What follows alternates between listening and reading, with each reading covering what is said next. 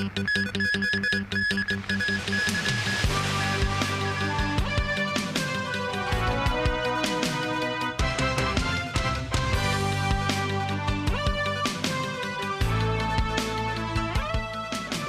evening and thank you for joining us.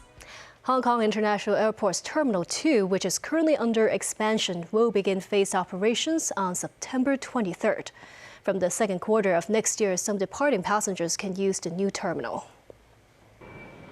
Hong Kong International Airport's Terminal 2 is taking shape 5.5 years after reconstruction work began. The first to open will be the waiting hall for coaches, with 41 parking spaces for tour buses, cross-boundary coaches and private cars. The airport authority says from March to April next year, more than 10 airlines will have their check-in counters moved to the new Terminal 2. They include Hong Kong Airlines, Hong Kong Express and Greater Bay Airlines, which altogether serve about 20% of total passengers. In the initial phase, departing passengers will have to take the automated train to board their flights back in Terminal 1. A new concourse in Terminal 2 between the north and center runways with boarding gates is expected to open in late 2025 or early 2026. Arriving passengers will be able to collect their baggage and clear immigration there directly. The three-runway system has been in use for around 6 months. The airport authority estimates passenger numbers to reach 63 to 66 million this year, close to 90% of pre-pandemic levels. Once fully operational, Terminal 2 is expected to boost the airport's capacity to 120 million passengers a year. Sources say the government will launch the southbound travel for Guangdong vehicle scheme in phases by the end of the year. Initially, vehicles will only be allowed to reach the Hong Kong-Zhuhai-Macau Bridge Artificial Island, and drivers will have to leave their cars at an automated parking facility. Memo Singai reports. The automated parking system at Hong Kong Port on the Hong Kong-Zhuhai-Macau Bridge Artificial Island is currently under construction. The car park will enter into service by the end of the year. Sources say the southbound travel for Guangdong vehicle scheme will also be launched at the same time. In the first phase, Guangdong registered vehicles can only park at the automated car park. Restrictions may be relaxed in the second phase, allowing Guangdong vehicles to go to designated urban areas such as Dongchong and Disneyland Resort. But the ultimate goal is to let drivers travel freely. As to when the second phase will be implemented, sources say Hong Kong authorities are in discussion with their counterparts on the mainland. Some people say the scheme is not attractive because of its restriction during the first phase. It would be better if they could allow drivers to go directly to the urban areas. Otherwise, it is just a hassle, this woman said. We are not familiar with Hong Kong's road situation and driving rules. I think the scheme may be more suitable for those who know the city, she said.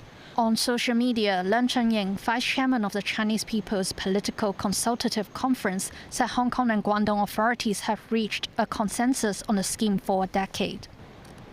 Leung said the scheme's pros and cons should have been thoroughly discussed. He added Hong Kong requires development and effectiveness will suffer if things are dragged out for too long.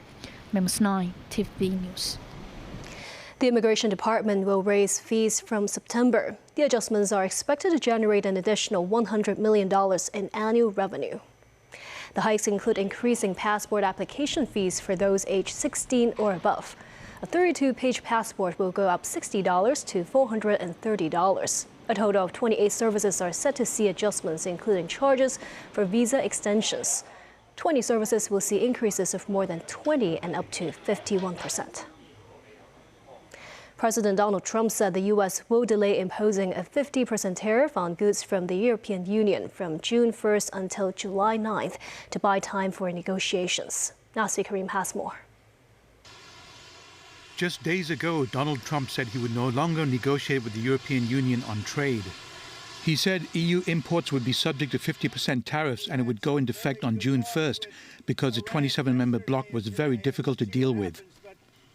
On Sunday, in typical Trump fashion, he said he would delay the tariffs until July 9th after a phone conversation with European Commission President Ursula von der Leyen.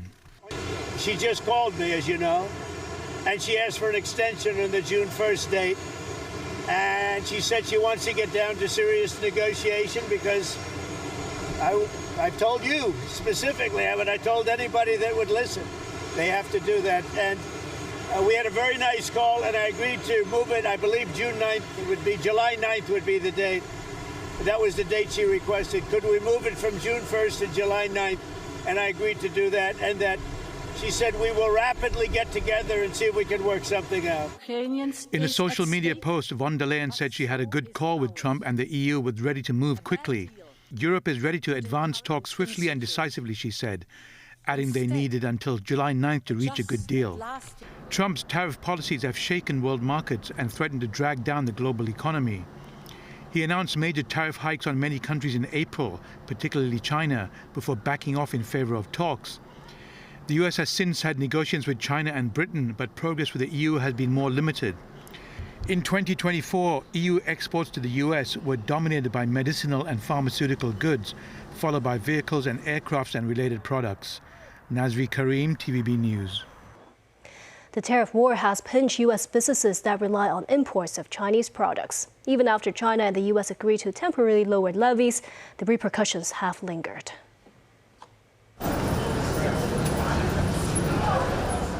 At this dry goods supermarket in San Francisco's Chinatown, shelves are stocked with products familiar to Hong Kongers.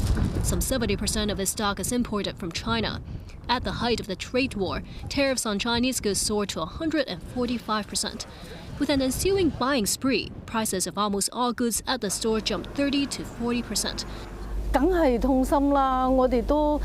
Today, with the levies temporarily eased to 30%, the store's manager, Mrs. Chu, said that has offered a reprieve, but import prices of goods remained high because of the uncertain outlook. Down the street, this traditional dry seafood shop sells Chinese broth ingredients. Most are imported from China. The shopkeeper said they can only secure half of their usual supply, and that's because other merchants are also scrambling to stock up with some wholesalers rationing supplies. Early in the tariff war, this noodle shop in San Francisco had prepared for the worst. Even their signature dish, wonton noodles, has to change its flavor because the eatery is out of dry shrimp and preserved fish. Its manager Amanda said the Hong Kong-style wonton noodles has to go American, using chicken broth as a soup base, and it just doesn't taste right. Even when the tariff war eased, she said with rising price levels, customers are spending and dining out less. She hopes the government can understand livelihood is not easy. The United States last waged a tariff war in 1930. Then U.S. President Herbert Hoover raised tariffs on more than 10,000 imported goods. The move precipitated a plunge in U.S. exports, soaring unemployment, and a global recession. Some economists warn history could be repeating itself.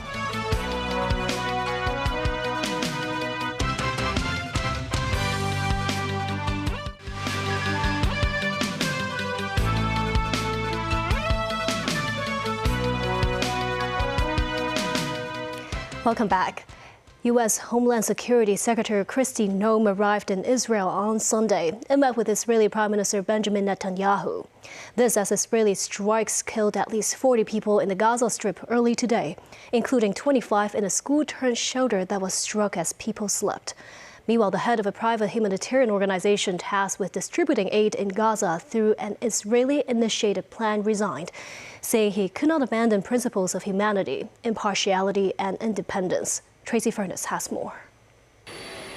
U.S. Homeland Security Secretary Kristi Noem's arrival in Israel comes as Israel is pursuing a new U.S.-backed plan to control all aid to Gaza, which the United Nations has rejected, and following an attack on Thursday in which 2 members of the Israeli embassy in Washington were killed.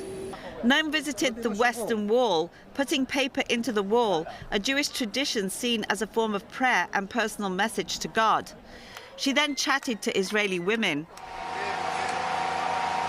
This as the Israeli military released video of its troops in action, saying its troops were continuing their operation in the Gaza Strip in order to protect the security of Israeli victims.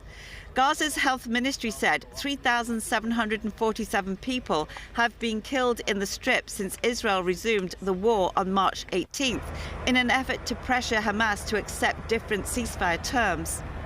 And more than 430,000 people have been on the move since then.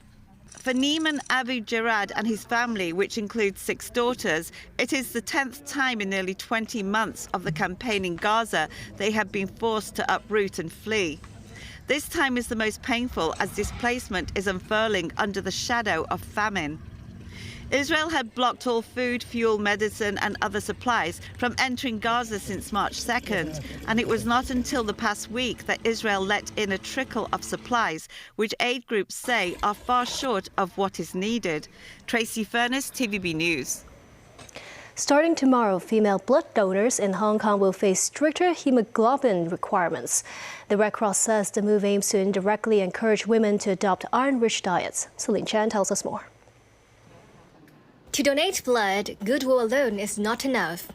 Donors must also pass a series of tests, including meeting specified hemoglobin levels.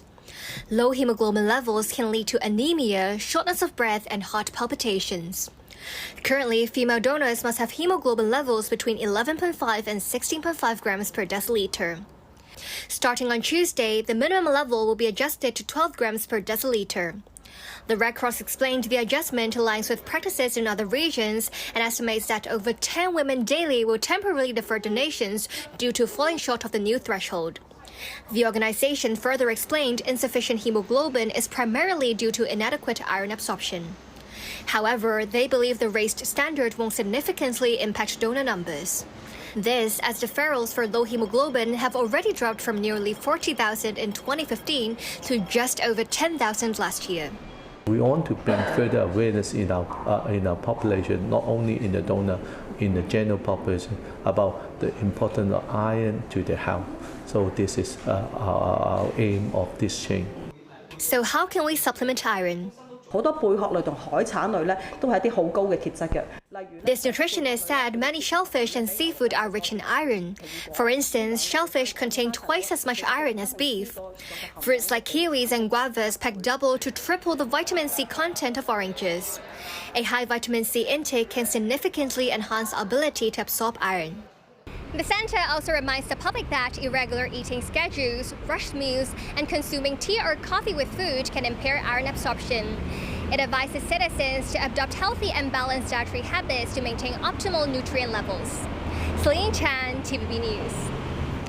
Every day, thousands of meals are prepared for flights soaring 30,000 feet in the air, but not all are consumed. In view of that, Cathay Pacific has worked to put the leftovers to better use, an endeavor that has benefited more than 260,000 people. The city's flagship carrier and Feeding Hong Kong have been collecting unopened items from drinks and snacks to fresh fruit from arriving flights since 2014. They are then sorted at a climate-controlled warehouse in Yau Tong, where volunteers carefully inspect each item for safety. Over the past 11 years, the program has recovered 2,250 tons of food. Cathay spokesperson said the airline has set sights on scaling up the donation efforts beyond food to include in-flight hygiene products. And that's the news. Thank you for watching.